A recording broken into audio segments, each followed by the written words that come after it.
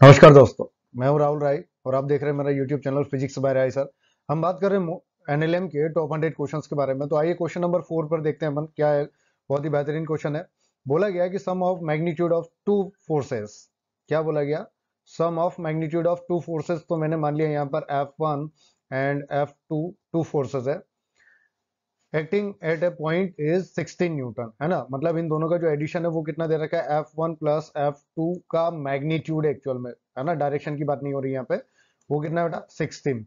आगे बोला गया कि if there resultant is normal to the smaller force. अब इन दोनों का जो रिजल्टेंट आएगा वो क्या है? जो स्मॉलर फोर्स है उसके परपेंडिकुलर है। अगर मैं यहाँ पर इस तरीके से एक डायग्राम ड्रॉ करता हूँ, F1 हो गया ये, और ये मान लेते हैं कि ये F2 वेक्टर है। तो यहाँ पर इन दोनों का जो रिजल्टेंट है वो कुछ इस तरीके से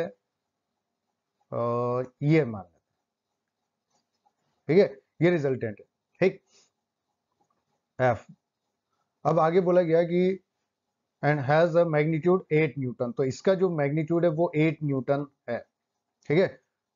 तो हमसे पूछा गया कि then the value of forces बताओ कि F1 और F2 की क्या वैल्यू है। मैग्नीट्यूड में हमसे ये वैल्यू पूछी गई है, तो हम कैसे निकालेंगे भाई? यहाँ पर अगर सिंपल सा देखें तो ये जो वेक्टर है F2 वेक्टर, इसको हम शिफ्ट कर सकते हैं यहाँ पर ऐसे, ठीक। तो ये F2 वेक्टर हो गया और ये क्या हो गया? हमारा रिजल्टेंट वेक्टर हो गया। तो क्या मैं यहाँ पे ऐसा लिख सकता हूँ कि F2 vector minus F1 vector, है ना, रिजल्टेंट के लिए बात कर रहे हैं अपन यहाँ पे। तो यहाँ पे क्या केस बन सकता है कि F2 वेक्टर जो है वो किसके बराबर हो जाएगा भाई? यहाँ पे अपने F1 vector minus F vector के, ठीक है।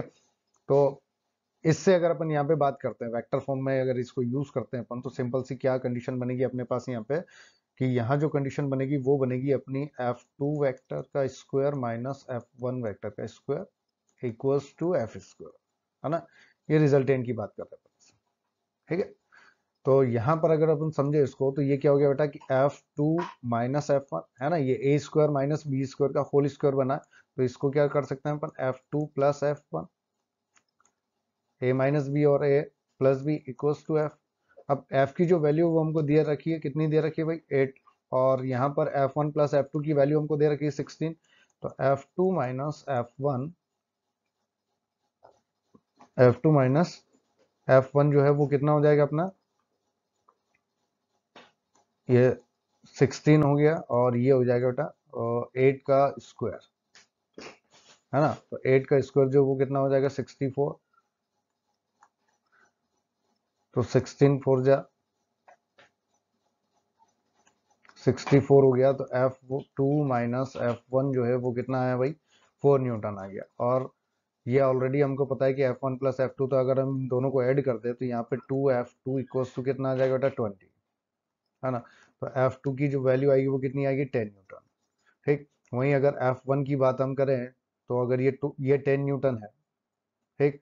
तो बचा कितना बेटा? बचा 6। ये टोटल हो गया अपना F1 और F2 की वैल्यू, ठीक है। तो आगे बढ़ते